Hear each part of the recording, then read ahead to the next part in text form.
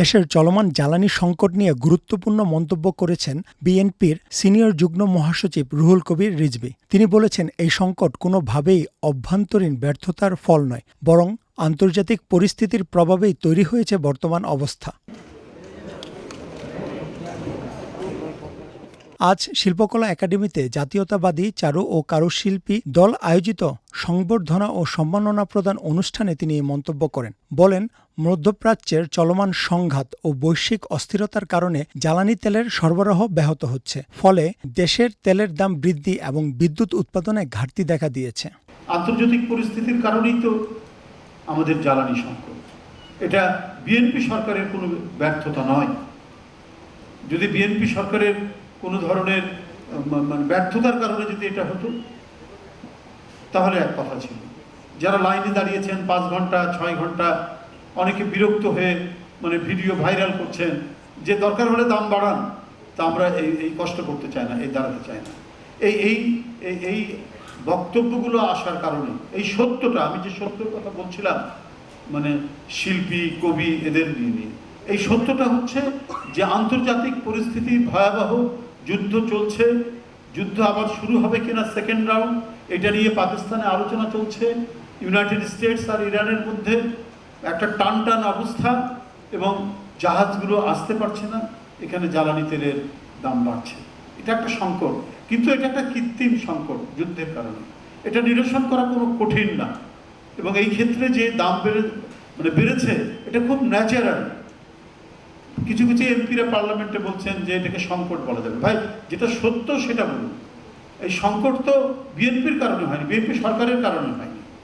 এই সংকটটা আন্তর্জাতিক পরিস্থিতির কারণে হয়েছে, মধ্যপ্রাচ্যে যুদ্ধের কারণে এটা হচ্ছে। রিজভী বলেন, তীব্র গরম ও লোডশেডিংয়ে দেশের মানুষ চরম দুর্ভোগে রয়েছে। বিশেষ করে গ্রাম অঞ্চলে বিদ্যুৎ সংকট আরও প্রকট আকার ধারণ করেছে।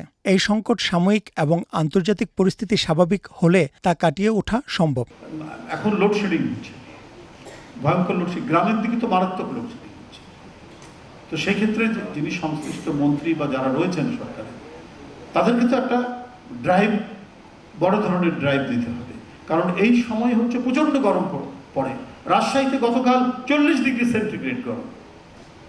তো এই সংকট মোকাবেলার জন্য সরকারকে আরও বেশি তৎপর হতে হবে, বিদ্যুৎ মন্ত্রীকে আরও বেশি তৎপর হতে হবে। 4000 মেগাওয়াট আর পাওয়া যাচ্ছে না।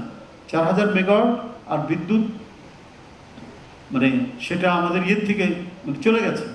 যে 4000 মেগাওয়াট এখানে যুক্ত হতো, সেই 4000 মেগাওয়াট আর পাওয়া যাচ্ছে না। তাহলে তো এতগুলো সংকট মোকাবেলার ক্ষেত্রে একটা হচ্ছে যে সরকারের মন্ত্রীদেরকে ক্ষিপ্র হতে হবে।